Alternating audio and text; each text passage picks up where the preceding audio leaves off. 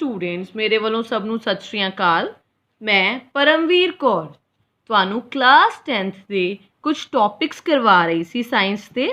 ਤਾਂ ਆਪਾਂ last chapter number 4 carbon and its compound start ਕੀਤਾ ਸੀ, ਜਾਂ ਕਾਰਬਨ ਅਤੇ ਇਸ ਦੇ ਯੌਗਿਕ। ਇਸ ਦੇ ਵਿੱਚ ਆਪਾਂ ਕੁਝ ਸਟਰਕਚਰਸ ਬਣਾਉਣੇ ਸਿੱਖੇ ਸੀ, ਜਿਵੇਂ ਕਿ ਆਪਾਂ ਆਕਸੀਜਨ ਦਾ ਸਟਰਕਚਰ, ਵਾਟਰ, ਅਮੋਨੀਆ, हाइड्रोजन, ये सारे स्ट्रक्चर सीखे सी। अज आप मीथेन तो स्टार्ट करते हाँ अपना टॉपिक। मीथेन जिसका फॉर्मूला है CH4, जिहड़ा कि बायोगैस का एक इंपॉर्टेंट कंपोनेंट है या बायोगैस का हिस्सा है एक इंपॉर्टेंट। तो मीथेन का फॉर्मूला है CH4। इस दे विच एक कार्बन ते 4 हाइड्रोजन हुंदे हन।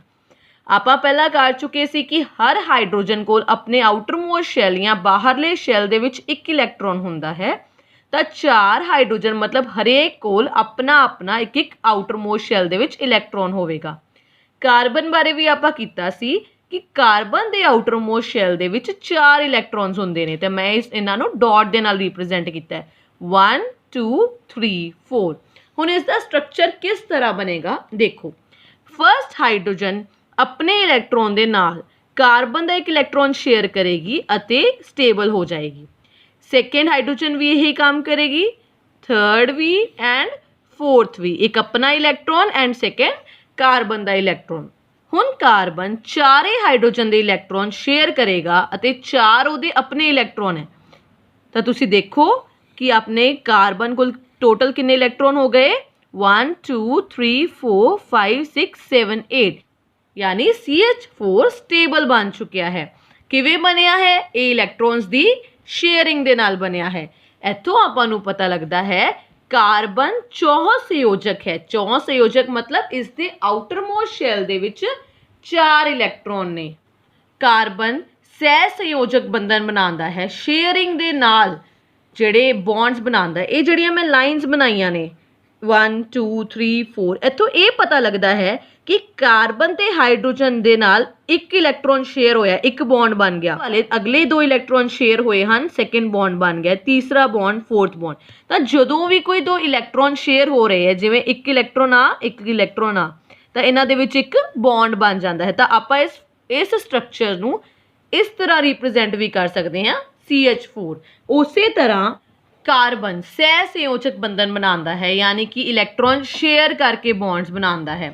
बंधन तो क्लीयर हो गया किस तरह बंधन या बॉन्ड बनाता है। इन्हां अणुआं दे अंदर बंधन मजबूत हुंदे हन, मतलब ये जिहड़े बॉन्ड्स बनते हैं बड़े मजबूत हुंदे है। इन्हां दे विच बंधन की है मजबूत है अते बल मध्यम हुंदा है, पर उसदे विच फोर्स की है घट हुंदा है। इन्हां यौगिकां दे पिघलन अंक अते उबाल अंक नीवे हुंदे हन, यानी इन्हां दे मैल्टिंग ते बॉइलिंग पॉइंट नीवे हुंदे हन, क्योंकि इन्हां दे विच कोई चार्ज उत्पन्न नहीं होया। देखो अगर तो इलैक्ट्रॉन कोई गेन करता है या कोई लूज करता है, जिवें कि मैं तुहानूं दस्सिया सी कि कार्बन कोल 2 ऑप्शन सीगियां, या तो कार्बन इलैक्ट्रॉन नूं गेन कर सकदा सी, इलैक्ट्रॉन गेन यानी किसी तो लै सकदा सी। अगर इलैक्ट्रॉन गेन करता है तो -4 बन जाता है, या इलैक्ट्रॉन दे सकदा सी किसी नूं लूज कर सकदा सी, तो C+4 बनदा सी। पर ना तो कार्बन इलैक्ट्रॉन किसी तो गेन कर रहा है ते ना ही लूज कर रहा है। तो देखो कोई चार्ज नहीं, ना प्लस ना माइनस, कोई भी चार्ज नहीं उत्पन्न होया। हुण आपां कार्बन दे रूप बारे जानांगे कि कार्बन किन्ने रूपां दे विच अपने कोल अवेलेबल है। तो बच्चों हीरे बारे तुसीं सारिआं ने सुनिया है, ग्रेफाइट बारे भी सुनिया है। हीरा ते ग्रेफाइट दोनों ही कार्बन दे परमाणुआं दे नाल, इसदे एटम्स दे नाल बने हुंदे हन, मतलब ये दोनों अंदरों सेम चीज़ दे बने हुए हैं। पर तुसी देखो कितना फर्क है। इन्हां दियां फिजिकल प्रॉपर्टीज़ यानी कि भौतिक गुण वखरे वखरे हन, पर रसायनिक गुण यानी कैमिकल प्रॉपर्टीज़ एक समान हन, मतलब इक्को जिहियां। तो इन्हां दोनां दे फिजिकल प्रॉपर्टीज़ डिफरेंट है, कैमिकल प्रॉपर्टीज़ सिमिलर है। हुण इन्हां दोनां दे विच इन्ना अंतर क्यों है? क्योंकि इन्हां दोनां दे आकार दे विच फर्क हुंदा है। हीरा 3 आकारी रचना हुंदी है। हीरे दे विच एक कार्बन 4 कार्बन दे एटम्स या परमाणुआं दे नाल जुड़िया हुंदा है, जबकि ग्रेफाइट दे विच एक कार्बन 3 कार्बन दे नाल जुड़िया हुंदा है। ਤਾਂ ਇਹਨਾਂ ਦੇ ਬੰਧਨਾਂ ਦੇ ਕਾਰਨ ਹੀ ਜਿਹੜਾ ਹੈ ਡਿਫਰੈਂਸ ਹੋ ਜਾਂਦਾ ਹੈ। ਇਹਨਾਂ ਦੇ ਸਟਰਕਚਰ ਦੇ ਡਿਫਰੈਂਸ ਦੇ ਕਾਰਨ ਇਹਨਾਂ ਦੇ ਗੁਣਾਂ ਦੇ ਵਿੱਚ ਵੀ ਫਰਕ ਪੈ ਜਾਂਦਾ ਹੈ। ਤਾਂ ਇਹਨਾਂ ਦੀਆਂ ਡਾਇਗਰਾਮਸ ਮੈਂ ਤੁਹਾਨੂੰ ਸਾਹਮਣੇ ਦਿਖਾਉਂਦੀ ਹਾਂ। ਇਹ ਆਪਣੇ ਕੋਲ ਗ੍ਰੇਫਾਈਟ ਦੀ ਡਾਇਗਰਾਮ ਹੈ। ਇਹ ਗ੍ਰੇਫਾਈਟ ਦਾ ਸਟਰਕਚਰ ਇਸ ਤਰ੍ਹਾਂ ਦਾ ਹੁੰਦਾ ਹੈ, ਹੀਰੇ ਦਾ ਸਟਰਕਚਰ ਇਸ ਤਰ੍ਹਾਂ ਦਾ ਹੁੰਦਾ ਹੈ। ਤਾਂ ਬੱਚੋ ਹੀਰੇ ਅਤੇ ਗ੍ਰੇਫਾਈਟ ਦਾ ਸਟਰਕਚਰ ਤੁਹਾਨੂੰ ਸਮਝ ਆ ਗਿਆ ਹੋਵੇਗਾ। ਹੀਰੇ ਦਾ ਸਟਰਕਚਰ 3 ਆਕਾਰੀ ਹੁੰਦਾ ਹੈ ਅਤੇ ਗ੍ਰੇਫਾਈਟ ਦੀ ਰਚਨਾ 6 ਕੋਣੀ ਹੁੰਦੀ ਹੈ। ਹੀਰੇ ਅਤੇ ਗ੍ਰੇਫਾਈਟ ਤੋਂ ਇਲਾਵਾ ਕਾਰਬਨ ਹੋਰ ਵੀ ਫਾਰਮਸ ਦੇ ਵਿੱਚ ਮਿਲਦਾ ਹੈ, ਜਿਵੇਂ ਇੱਕ ਐਗਜ਼ਾਮਪਲ ਆਪਣੇ ਕੋਲ ਹੈ C60 ਬਕਮਿੰਸਟਰ ਫੂਲਰੀਨ। ਇਸ ਦੇ ਵਿੱਚ ਕਾਰਬਨ ਦੇ ਪਰਮਾਣੂ ਫੁੱਟਬਾਲ ਦੇ ਰੂਪ ਦੇ ਵਿੱਚ ਜੁੜੇ ਹੁੰਦੇ ਹਨ ਅਤੇ ਇਹ ਨਾਮ ਇਸ ਦੇ ਆਰਕੀਟੈਕਟ ਦੇ ਨਾਮ ਦੇ ਉੱਪਰ ਰੱਖਿਆ ਗਿਆ ਹੈ, ਬਕਮਿੰਸਟਰ ਫੁਲਰ ਦੇ ਨਾਮ ਤੇ ਰੱਖਿਆ ਗਿਆ, ਜਿਨ੍ਹਾਂ ਨੇ ਇਸ ਦਾ ਡਿਜ਼ਾਈਨ ਬਣਾਇਆ ਸੀ। ਤਾਂ ਬੱਚੋ ਆਪਾਂ ਕਾਰਬਨ ਦੇ ਰੂਪ ਬਾਰੇ ਕਰ ਚੁੱਕੇ ਹਾਂ। ਹੁਣ ਆਪਾਂ ਕਾਰਬਨ ਦੀ ਪ੍ਰਕਿਰਤੀ ਜਾਂ ਗੁਣ ਬਾਰੇ ਕਰਦੇ ਹਾਂ। ਤੁਸੀਂ ਸੋਚਿਆ ਹੋਵੇਗਾ ਕਿ ਇੰਨੇ ਸਾਰੇ ਕਾਰਬਨ ਦੇ ਕੰਪਾਊਂਡਸ ਜਾਂ ਯੌਗਿਕ ਕਿਉਂ ਮੌਜੂਦ ਹਨ?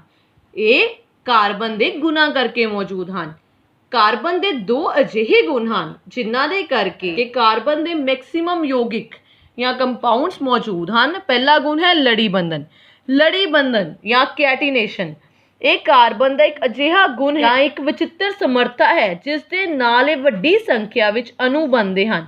ਕਾਰਬਨ ਆਪਸ ਦੇ ਵਿੱਚ ਬੌਂਡ ਬਣਾਉਂਦੇ, ਜਿਵੇਂ ਕਿ ਕਾਰਬਨ ਕਾਰਬਨ ਆਪਸ ਦੇ ਵਿੱਚ ਬੌਂਡ ਬਣਾ ਸਕਦੇ ਹਨ, ਕਾਰਬਨ ਹਾਈਡਰੋਜਨ ਦੇ ਨਾਲ ਬੌਂਡ ਬਣਾ ਸਕਦਾ ਹੈ, ਕਾਰਬਨ ਹੋਰ ਵੀ ਬਹੁਤ ਸਾਰੇ ਪਰਮਾਣੂਆਂ ਦੇ ਨਾਲ ਬੌਂਡ ਬਣਾ ਸਕਦਾ ਹੈ।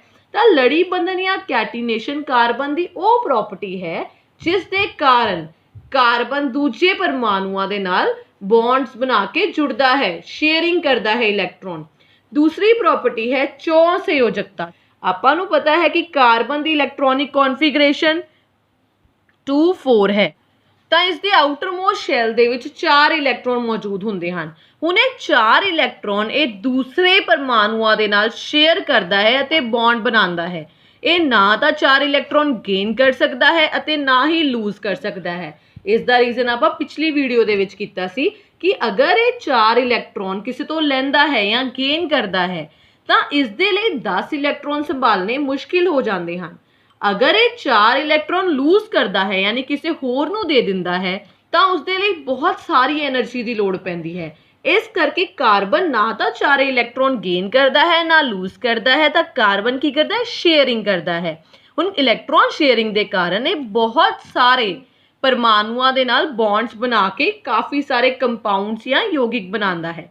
ਤਾਂ ਇਸ ਦੇ 2 ਇੰਪੋਰਟੈਂਟ ਪ੍ਰੋਪਰਟੀਜ਼ ਹੈ ਲੜੀ ਬੰਧਨ ਅਤੇ ਚੌ ਸੰਯੋਜਕਤਾ। ਹੁਣ ਆਪਾਂ ਸੰਤ੍ਰਿਪਤ ਅਤੇ ਅਸੰਤ੍ਰਿਪਤ ਯੌਗਿਕਾਂ ਬਾਰੇ ਕਰਦੇ ਹਾਂ, ਯਾਨੀ saturated and unsaturated carbon compounds. Saturated carbon compounds ਤੇ ਅਨਸੈਚੂਰੇਟਡ ਕਾਰਬਨ ਕੰਪਾਊਂਡਸ ਕੀ ਹੁੰਦੇ ਹਨ?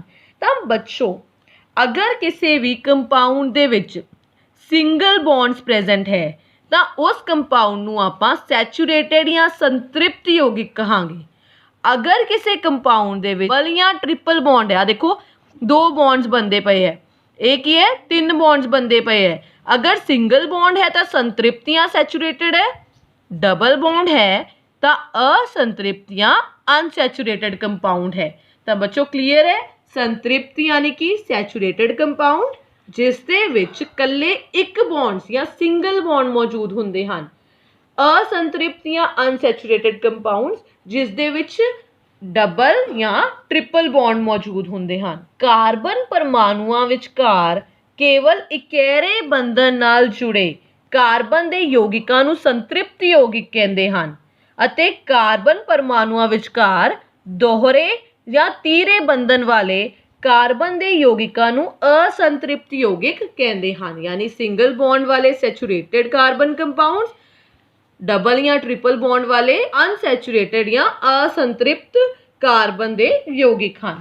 ਤਾਂ ਬੱਚੋ ਇਹ ਆਪਾਂ ਕਰ ਚੁੱਕੇ ਹਾਂ ਕਿ ਸਿੰਗਲ ਬੌਂਡ ਜਾਂ ਡਬਲ ਬੌਂਡ ਕੀ ਹੈ। ਅਗਰ ਤਾਂ ਇੱਕ ਇਲੈਕਟ੍ਰੋਨ ਇਸ ਨੇ ਸ਼ੇਅਰ ਕੀਤਾ ਹੈ ਅਤੇ ਇੱਕ ਇਲੈਕਟ੍ਰੋਨ ਇਸ ਨੇ ਸ਼ੇਅਰ ਕੀਤਾ ਤਾਂ ਇਹ ਕੀ ਹੈ? ਸਿੰਗਲ ਬੌਂਡ ਬਣ ਚੁੱਕਿਆ। ਇਸ ਤਰ੍ਹਾਂ ਸਿੰਗਲ ਬੌਂਡ ਜਾਂ ਸੈਚੂਰੇਟਡ ਬਣਦਾ ਹੈ। ਇਸ ਦਾ ਕੀ ਅਰਥ ਹੈ ਡਬਲ ਬੌਂਡ ਦਾ? ਇਹ ਵਾਲਾ ਕਾਰਬਨ 2 ਇਲੈਕਟ੍ਰੋਨ ਸ਼ੇਅਰ ਕਰਦਾ ਪਿਆ, ਇਹ ਵਾਲਾ ਕਾਰਬਨ ਵੀ 2 ਇਲੈਕਟ੍ਰੋਨ ਸ਼ੇਅਰ ਕਰਦਾ ਪਿਆ। ਤਾਂ ਇਹ ਹੋ ਗਿਆ ਆਪਣਾ ਡਬਲ ਬੌਂਡ। ਆ ਦੇਖੋ ਇਹ ਵਾਲਾ ਇਹ ਦੋਨੋਂ ਇੱਕ ਇੱਕ ਕਰ ਰਹੇ ਤਾਂ ਆਪਾਂ ਇੱਥੇ ਸਿੰਗਲ ਬੌਂਡ ਬਣਾਇਆ ਹੈ, ਇਸ ਦਾ ਇਹ ਅਰਥ ਹੈ। ਟ੍ਰਿਪਲ ਬੌਂਡ ਦਾ ਅਰਥ ਹੈ ਜਿਵੇਂ ਨਾਈਟ੍ਰੋਜਨ ਦੇ ਕੇਸ ਦੇ ਵਿੱਚ ਕੀਤਾ ਸੀ, ਦੇਖੋ ਕਿਸ ਤਰ੍ਹਾਂ ਇਹ ਵਾਲਾ ਕਾਰਬਨ 3 ਇਲੈਕਟ੍ਰੋਨ ਸ਼ੇਅਰ ਕਰ ਰਿਹਾ ਹੈ, ਇਹ ਵਾਲਾ ਵੀ 3 ਇਲੈਕਟ੍ਰੋਨ ਸ਼ੇਅਰ ਕਰ ਰਿਹਾ ਹੈ, ਤਾਂ ਇਹ ਆਪਸ ਦੇ ਵਿੱਚ ਟ੍ਰਿਪਲ ਬੌਂਡ ਬਣ ਗਿਆ ਹੈ। ਇਹ ਵਾਲਾ ਤਾਂ ਇੱਕ ਇੱਕ ਕਰਦਾ ਪਿਆ ਤਾਂ ਆਪਾਂ ਸਿੰਗਲ ਬੌਂਡ ਬਣਾਏ ਹੈ। ਤਾਂ ਬੱਚੋ ਤੁਹਾਨੂੰ ਕਲੀਅਰ ਹੋ ਗਿਆ ਕਿਸ ਤਰ੍ਹਾਂ ਸਿੰਗਲ ਬੌਂਡ, ਡਬਲ ਬੌਂਡ ਤੇ ਟ੍ਰਿਪਲ ਬੌਂਡ ਬਣਦਾ ਹੈ।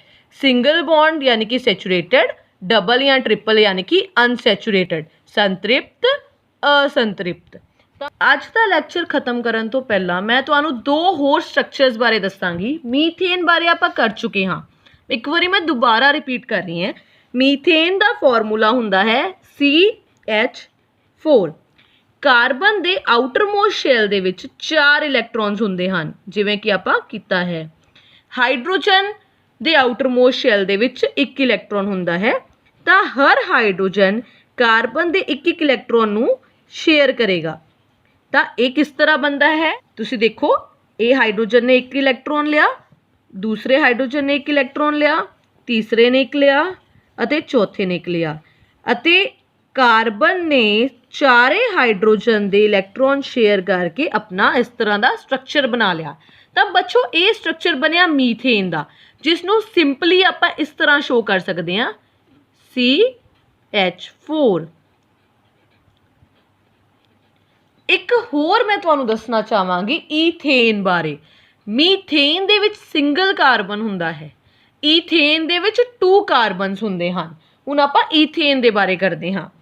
C2H6। ਤਾਂ ਇਸ ਦੇ ਕੁੱਲ 2 ਕਾਰਬਨ ਹੈ, ਤਾਂ ਆਪਾਂ ਕਿਸ ਤਰ੍ਹਾਂ ਬਣਾਵਾਂਗੇ ਦੇਖੋ ਧਿਆਨ ਨਾਲ, ਇੱਕ C ਆ ਰਿਹਾ, ਇੱਕ C ਆ ਰਿਹਾ। ਆਪਾਂ ਇਸ ਕਾਰਬਨ ਦੇ ਇਲੈਕਟ੍ਰੋਨਸ ਬਣਾਉਂਦੇ ਹਾਂ 1 2 3 4, ਦੂਸਰੀ ਕਾਰਬਨ ਦੇ 1 2 3 4। ਆਪਾਂ ਨੂੰ ਪਤਾ ਹੈ ਕਿ ਆਪਣੇ ਕੋਲ 6 ਹਾਈਡਰੋਜਨ ਆਣਗੇ। ਇੱਕ ਹਾਈਡਰੋਜਨ ਆ ਰਿਹਾ ਆਪਣੇ ਇਲੈਕਟ੍ਰੋਨ ਦੇ ਨਾਲ, second, third, fourth, fifth and sixth. ਹੁਣ ਕਿਸ ਤਰ੍ਹਾਂ ਇਲੈਕਟ੍ਰੋਨ ਸ਼ੇਅਰਿੰਗ ਹੋਏਗੀ ਧਿਆਨ ਨਾਲ ਦੇਖਿਓ। ਫਸਟ ਹਾਈਡਰੋਜਨ ਨੇ ਸ਼ੇਅਰ ਕਰ ਲਏ electron, second, third, fourth, fifth, sixth. ਤਾਂ 6 ਦੀਆਂ 6 ਹਾਈਡਰੋਜਨ ਕੋਲ 2-2 ਇਲੈਕਟ੍ਰੋਨਸ ਹੋ ਗਏ ਆਪਣੇ, ਅਤੇ ਉਹਨਾਂ ਦਾ ਆਊਟਰਮੋਸਟ ਸ਼ੈਲ ਯਾਨੀ ਸ਼ੈਲ ਸਟੇਬਲ ਹੋ ਚੁੱਕਿਆ ਹੈ। ਹੁਣ ਕਾਰਬਨ ਦੀ ਵਾਰੀ ਦੇਖੋ, ਇਹ ਵਾਲੀ ਜਿਹੜੀ ਕਾਰਬਨ ਹੈ 1 2 3 4 5 6 7 8 यानी कि एक ਇੱਥੇ ਵੀ ਬੌਂਡ ਬਣ ਗਿਆ। ਤਾਂ ਇਸ ਨੇ ਇਸ ਤਰ੍ਹਾਂ 8 ਇਲੈਕਟ੍ਰੋਨ ਪੂਰੇ ਕਰ ਲਏ, 1 2 3 4 5 6 7 8 यानी कि 4 ਇਲੈਕਟ੍ਰੋਨ ਇਹਦੇ ਆਪਦੇ, 3 ਇਲੈਕਟ੍ਰੋਨ ਨੇ ਹਾਈਡਰੋਜਨ ਤੋਂ ਲਏ ਅਤੇ 1 ਇਲੈਕਟ੍ਰੋਨ ਨੇ ਕਾਰਬਨ ਤੋਂ ਲਿਆ, यानी 8 ਇਲੈਕਟ੍ਰੋਨ ਹੋ ਗਏ।